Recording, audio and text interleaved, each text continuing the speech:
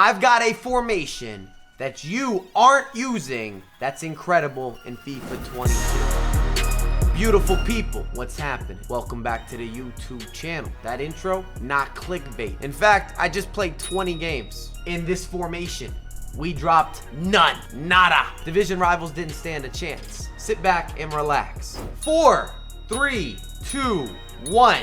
That's right. If you have not liked the video, but you enjoy the content, hook this thing up. Feed the algorithm. And I'm gonna give you the players, the personnel, the details, the intricacies. But you still need the tactics and the instructions. Perfect. I've collaborated with a good friend of mine, Ovi. You know him, I know him, we know him. It's linked down below. You better watch that video if you want the entirety of the scoop, premium quality, and comment below. Which formation or formations are you playing?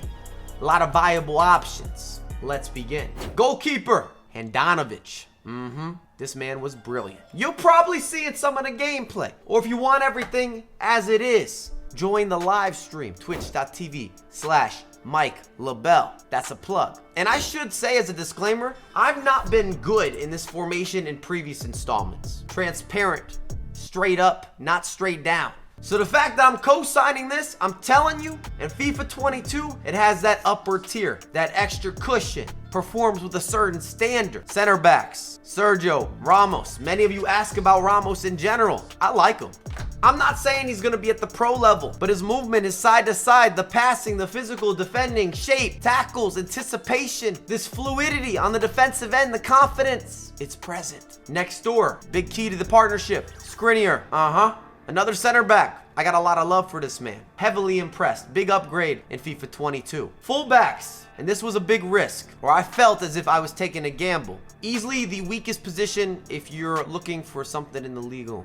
Going to the French league. Nuno Mendes. I'm putting him in high regards because I've used Alphonso Davies. I've also used the likes of Hernandez. I'm not saying he's as good, but it wasn't a big drop off. I never even adjusted his positioning. Right back is actually a left back. Spinazzola, highly recommended. And in this case, 6'1", he's right-footed naturally. He really should be playing as a right back. The pace is legitimate. I trust him. He can ensure your FIFA squad. The middies, the trifecta, Bobby Firmino. Some may say the best teeth in the game. I don't think they're real. He's had them dentures. He's been nibbling on something healthy. He's gonna be one of those center mids, high work rates. Many of you asked me about Roberto Firmino. What kind of standard? Quality with the finesse, which is important. Skill moves, creativity, steps into space. Underrated from the physical end. Again, why not him?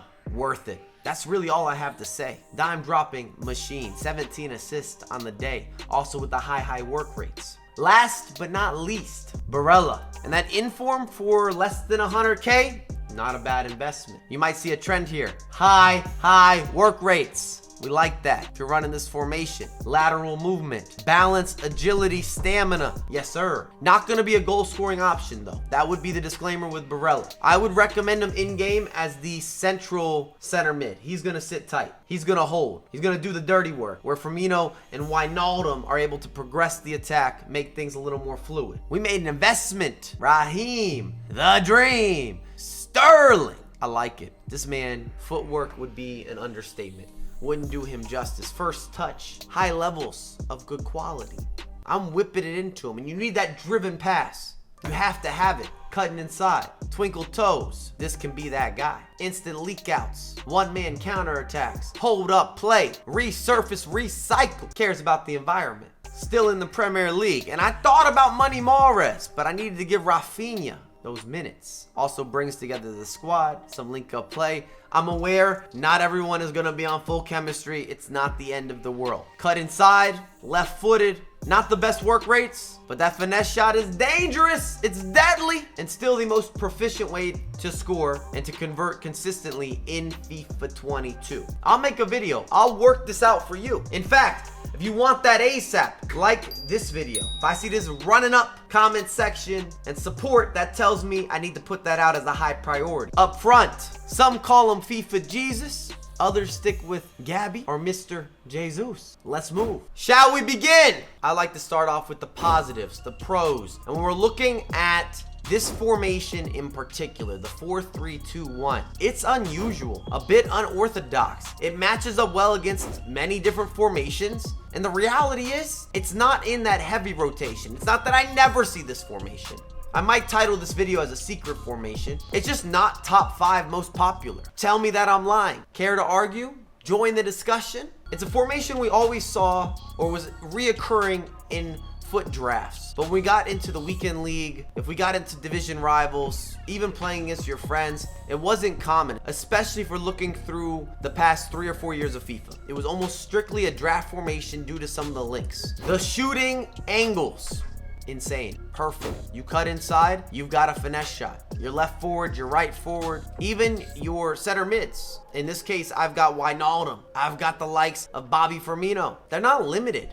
That means I have 5 attacking players that are always capable, and they're locked and loaded. And I gotta reiterate, finesse shooting, outside of the box, both feet, even more so if you're gifted with the time finishing, it's an effective method. Doesn't matter what level. If you're in Division 10 or if you're in Division 1, if you're promised land, heading to the elite. Quick counter attacks. Shouldn't be a surprise. One leak out, couple quick passes over the top, especially when you have pacey wingers, which I would recommend. As much as I love Money Mahrez or Di Maria, these guys that have the footwork and they have the range, they are a little more limited if you're looking for a singular through ball or an over the top. You're gonna have to beat players multiple times versus when you've got those pace merchants, those demons, them scary, scary folks. You know the FIFA sweat, the same as I do. It should come as no surprise, but wing play, especially from a tactical standpoint, you have the ability to play very wide or play much more narrow with some of those wingers. Both options are acceptable and allows you to have certain levels of versatility, which I can appreciate. If I want to play fast, if I'd like to play direct, route one football, if I'm playing with a target man up front and you're knocking it down, you've got support around you. And a lot of this comes down to how you incorporate the tactics and the instructions and the personnel and the players that really express what you're looking to accomplish on the virtual pitch. I'll leave that to Ovi. As for the cons, it might be a challenge for you to play out of the back. You don't have as much when it comes to supporting runs or just some of the spacing where you've got those triangles and those collaborations and traditional partnerships for some of the buildup. Often it's better if you go quicker versus going slower, which leads me to another con. If you're ahead, this is probably not your possession formation. You could say the same about it being a defensive formation, because once your opposition breaks through the midfield, you don't have tons of additional support. This is not a park the bus. Those types of guys are not going to co-sign this formation. If anything, you want to play aggressive, you want to play with pressure, and every takeaway that you get, that you receive, that you force, instant counterattack. The vibe is heavy. The players are active. Aggression, it's up here.